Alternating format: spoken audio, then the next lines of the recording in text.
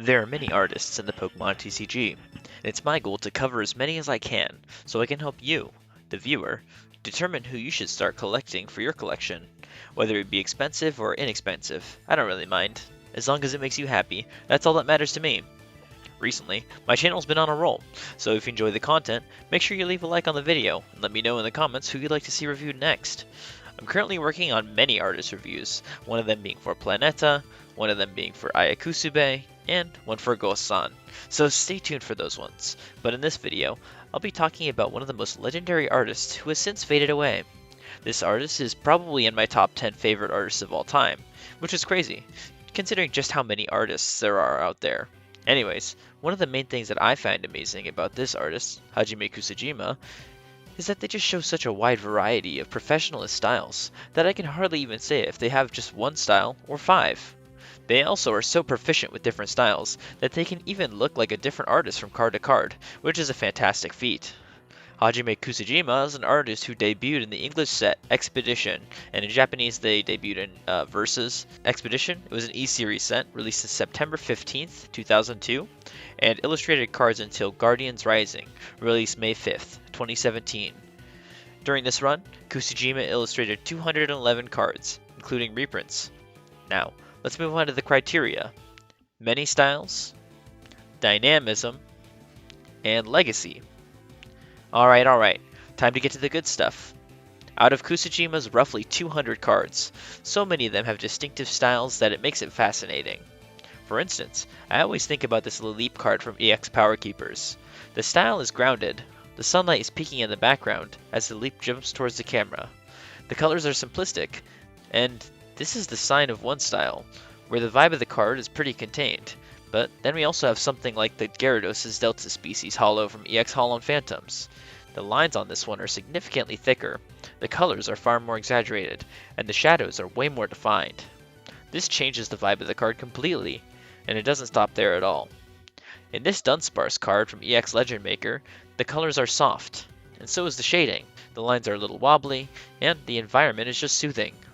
In this Houndoom card from Aquapolis, Kusajima has little to no outlines, a deep shadow, and only a few colors, but the pose of the Pokemon combined with the raw style and energy of this card is unlike any of the previous cards.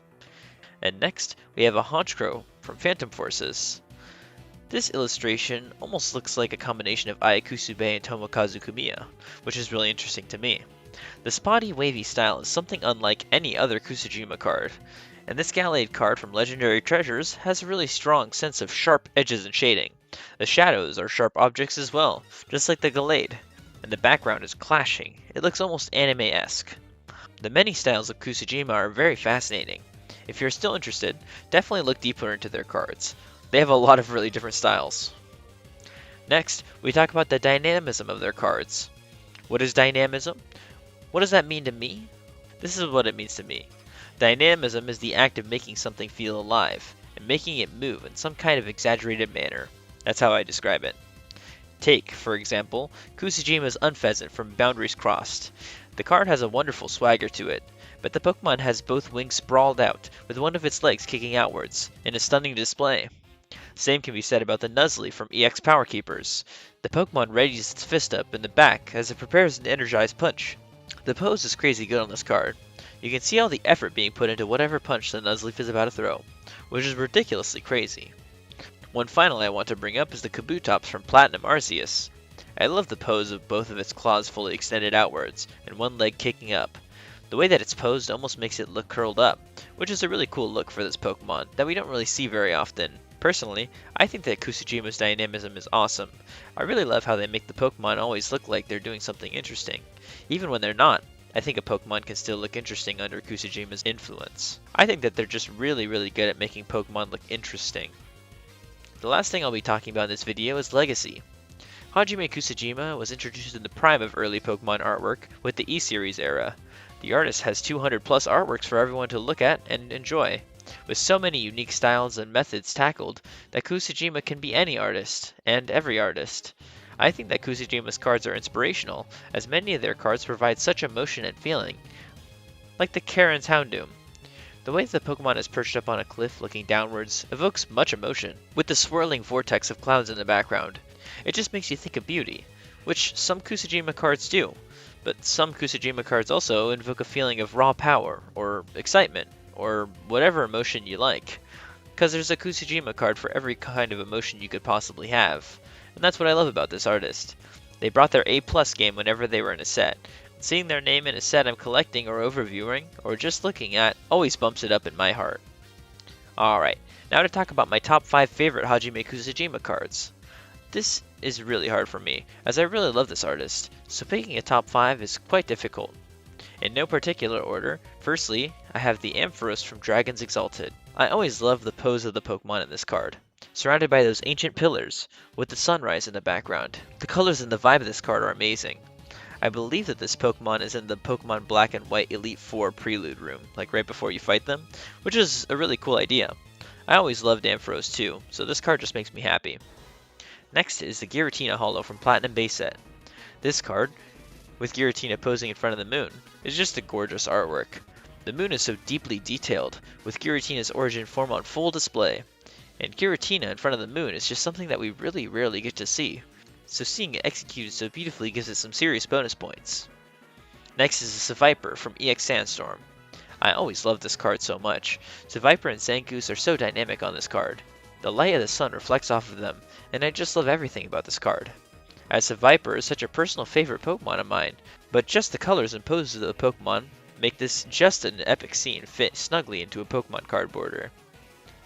Magnemite from Aquapolis is my next pick. I genuinely think that this is in my top 3 favorite Pokemon cards of all time, which is probably one of the most ridiculous things to say, as Magnemite isn't anywhere near my favorite Pokemon list, but just the colors and shading on this card in my opinion are absolutely perfect. I love the top-down perspective. Magnemite to me always looked like it was sad and about to cry, which I found really interesting at the time. But just the colors and environment of the card, mixed with how close up it is to the Pokemon's face, has always evoked this crazy strong emotion out of me. I just really like it for some reason, and I don't know why. And finally, I have the Houndoom from Aquapolis.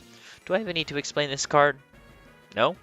Well, I will anyways, because it'd be disingenuous if I didn't.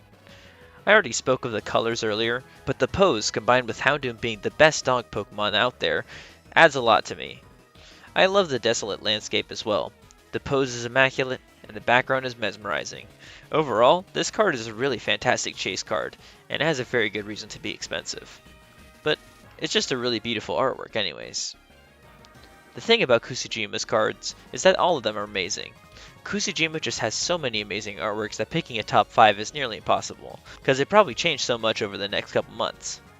But I do beg you to check out some of Kusajima's artwork on your own if you can. Find your favorites, and tell me which ones are your favorites. But I forgot to mention the Delta Species Ninetales. I really like that card as well. Anyways, that wraps up this video reviewing Hajime Kusajima. Hope you guys enjoyed. I wanted to bring my A game for this review, just like Hajime Kusajima brought their A game every single time they illustrated one of their amazing artworks. I hope you all enjoyed, and let me know who you'd like to see reviewed next. Hope you all have a great day, and I'll catch you in the next one.